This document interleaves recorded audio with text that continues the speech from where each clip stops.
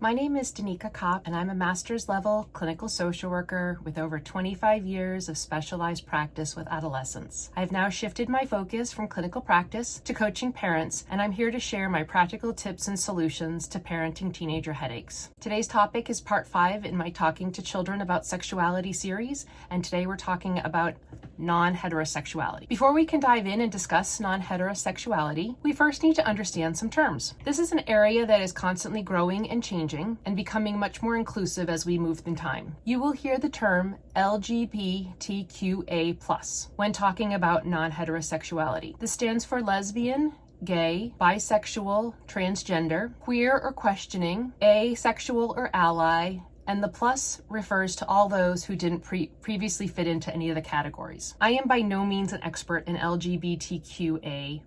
However, I do personally identify myself as an ally, and I think it is critically important for parents to understand the terms and to be able to use these terms. So first, I want to separate out a very confusing area, which is your gender identity and your sexual attraction. So gender and sex are regularly used interchangeably. However, they are not equivalent. Sex is assigned at birth, either male or females, based on an infant's genitals. Once sex is assigned, our culture then presumes gender. For some, the gender-related assumptions don't match how they see themselves. Gender is the connection of 3 dimensions: body, identity, and social gender. So for example, I was assigned female at birth based on my genitalia, and I see my identity as female.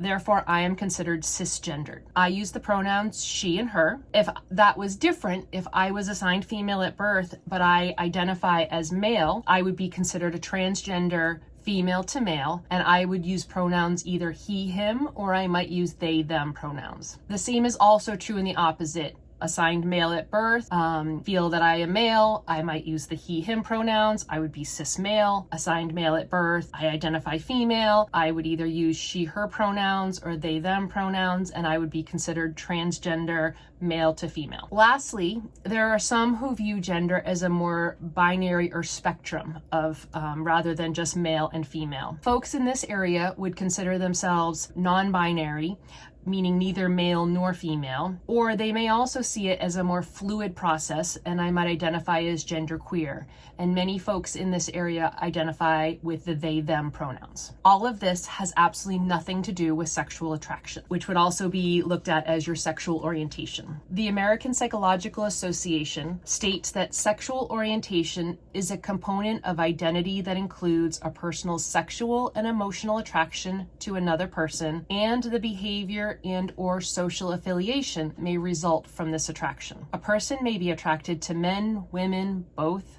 neither, or to people who are genderqueer, androgynous, or consider themselves other gendered. This is where the identification of gay, lesbian, bisexual, pansexual, and asexual would be used. What's most important to remember here is that the key developmental task of adolescence is discovering who am I and how do I fit into this world? Sexuality is a very large part of this, and in today's culture where sex is everywhere, it is a topic that adolescents are very much exploring. There's so much more here than I could cover in a quick video. However, I can tell you from personal experience in working with teenagers for the past 10 years in private practice, this is a big topic that they're sorting out in ways that previous generations would never have accepted. The idea of attraction to a person or versus a gender, or the beauty of a person as you get to know them, is more important to today's youth than just outer beauty or gender. Teenagers today see authentic connections with others like them. While this is exciting, it can be dangerous. And this is why having a level of comfort at a minimum level of interest in your teen and their interests and attractions